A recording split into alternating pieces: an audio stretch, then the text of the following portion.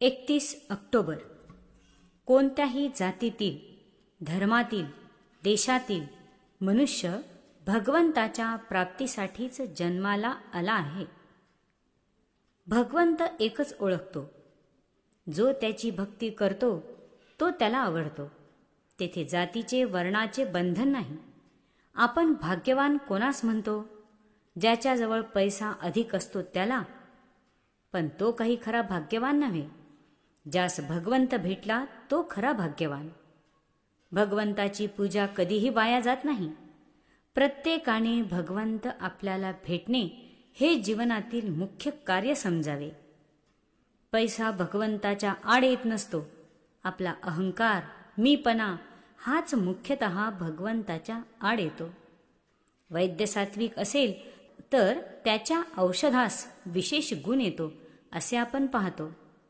थोरपणा कशाने वाढतो हे पाहावे. मी सेवा करतो असे जो म्हणतो त्याची खरी सेवाच होत नाही. करते पण तुम्हाकडे घेता तोपर्यंत सेवा नाही घडली. भगवंताची आठवण ठेवून जे जे कर्म आपण करतो ते ते पुण्यकर्म होते. भगवंत माझ्या जवळच आहे अशी श्रद्धा ठेवून वागा. श्रद्धेने जो करील त्यास फळ येईल खास. पण म्हणून श्रद्धे वाचून केलेले भजन पूजन वाया जाते असे नाही समजू. भगवंताची भक्ती उत्पन्न व्हावी म्हणून भजन पूजन करावे. मनाचे रंजन म्हणून करू नये. सत्कर्म करणारे पुष्कळ असतात, पण पुष्कळ वेळा त्यात स्वार्थ बुद्धी असते. फळाची आशा न ठेवता सत्कर्म करणे हीच खरी भक्ती. सर्वाभूती भगवत भाव ठेवावा हेच भगवंताचे खरे सार आहे. माझ्यामध्ये भगवंत आहे हे ओळखले म्हणजे इतरांचे ठिकाणी त्याला पाहता येईल. मी कोण हे न ओळखल्यामुळेच आपले सर्व चुकत आहे. माझ्यात भगवंत आहे हे दोन प्रकारे पाहता येते. सर्व चेतना त्याच्याकडून मिळते हे एक.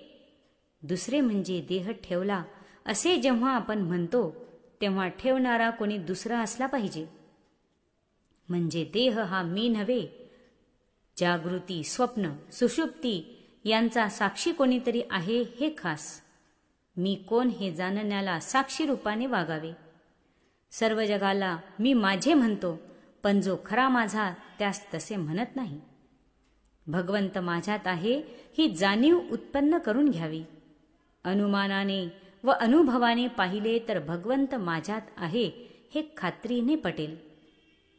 वर्षाचा आनंद पाडव्यापासून, आयुष्याचा आनंद वाढदिवसापासून आणि दिवसाचा आनंद सकाळपासून सुरू होतो. म्हणून भगवंताच्या भक्तीला आपण त्याच्या नामाने सुरुवात करावी. म्हणजे त्यामुळे होणारा आनंद लगेच आपल्याला मिळेल. सुरुवात गोड व शेवट गोडच होईल.